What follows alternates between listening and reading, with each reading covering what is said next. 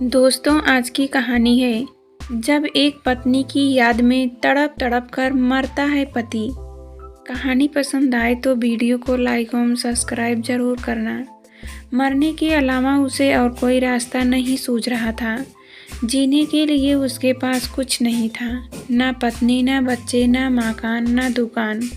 उसका सब कुछ लुट चुका था। एक लूटा हुआ इंसान, एक टूटा हुआ आदमी करे भी तो क्या। उसका घर दंगाइयों ने जला दिया था। हर हर महादेव के नारे श्री राम पर भी कहर बरसा चुके थे। वह हिंदू था, लेकिन उसकी पत्नी शबनम मुसलमान थी। उसके बेटे का नाम शंकर था, फिर भी वे गोधरा में चली नफरत की आग में स्वाहा हो चुके थे।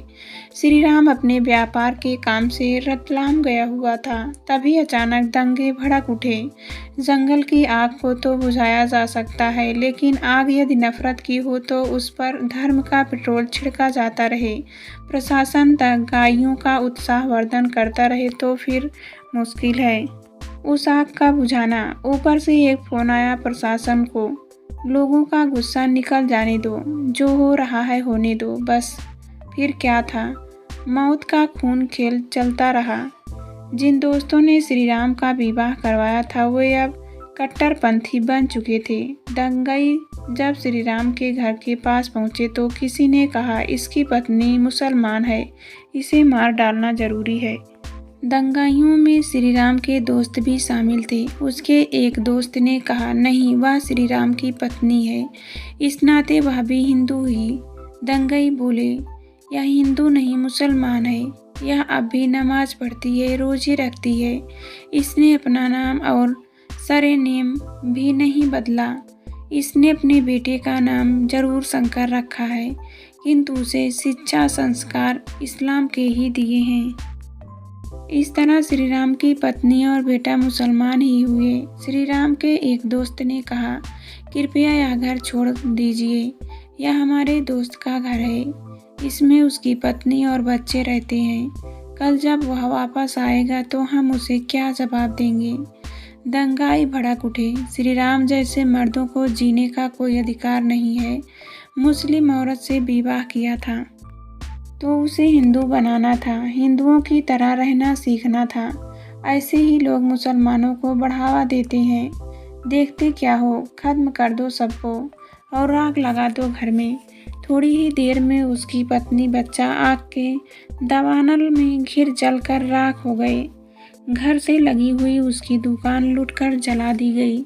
जब वह वापस आया तो उसका सब कुछ लूटा चुका था, वह बर्बाद हो चुका था। वह मरने के लिए घर से निकल पड़ा। पहले उसने ट्रेन के नीचे आकर मरने की सोची, किंतु भारतीय रेल की लेट पी थी। सब दंगों के कारण रेल पुलिस भी सजग हो चुकी थी। आत्महत्या करने के अपराध ने कहीं उसे गिरफ्तार न होना पड़े, इसलिए उसने फैसलों की सुरक्षा के लिए कीटनाशक की शीशी खरीदी और पूरी की पूरी मुंह में उड़ेल ली। थोड़ी देर बाद उसे चक्कर आने लगा, वह बेहोश होकर गिर पड़ा। होश आया तो उसने स्वयं को अस्पताल में पाया। उसके दोस्त शर्मिंदगी के भाव लिए उसके पास खड़े थे, उससे माफ़ी मांग रहे थे, किंतु उनके माफ़ी मांगने से उनका परिवार तो जीवित होने से रहा। उसे कोई शिकायत भी नहीं थी किसी से, वह तो हर हाल में मरना चाहता था। अस्पताल घायलों की चीख पुकार से गूंज रहा था। श्री राम सोच रहा था कि रात को वह अपनी नस काट लेगा ताकि उसे इस अकेले और लुटे जीवन से मुक्ति मिल सके। बिना प्यार, बिना सहारे, बिना घर, बिना दुकान के वह जीकर क्या करेगा। उसकी पत्नी, उसका बच्चा, घर सब कितने प्रेम से संजोया था उसने। शबनम से विवाह के कारण उसका अपना परिवार भी छूट गया था, क्या करेगा वह। शबनम और शंकर के बिना जीकर जिस बेड पर वह लेटा था उसके बगल में एक मासूम बच्ची थी, घायल, चोटग्रस्त। उफ, दंगाइयों ने इसे भी नहीं छोड़ा, न जाने कैसे बच गई थी। बच्ची को होश आ चुका था, वह रोने लगी। श्री राम ने उसे सांत्वना दी, सहलाया, उससे पूछा, तुम्हारा नाम। बच्ची ने कहरते हुए कहा, शबाना, और आपका। श्री राम। बच्ची के चेहरे पर घबराहट के भाव आ गए। वह बोली, आप हिंदू हो, मुझे भी मार डालोगे। मैं तो खुद तुम्हारी तरह अस्पताल में भर्ती हूँ। मैं तुम्हें क्या मारूंगा? आप तो हिंदू हैं, फिर आपको क्यों मारा? श्री राम की आंखों में आंसू आ गए। उसे रोता देख बच्ची ने कहा, सॉरी अंकल, आपको मुसलमानों ने मारा होगा। मेरा पूरा घर जला दिया। मेरे अम्मी अब्बू को भी मार डाला। पता नहीं मैं कैसे बच गई। यह कहकर 10 वर्ष की मासूम शबाना रोने लगी। अब इस बच्ची का क्या होगा? इसे कौन सहारा देगा? कौन इसे पालेगा पोसेगा? श्री राम सोचने लगा। उसने डॉक्टर से पूछा कि ठीक होने के बाद इस बच्ची का क्या होगा। डॉक्टर ने कहा, अभी तक तो कोई रिश्तेदार नहीं आया ना?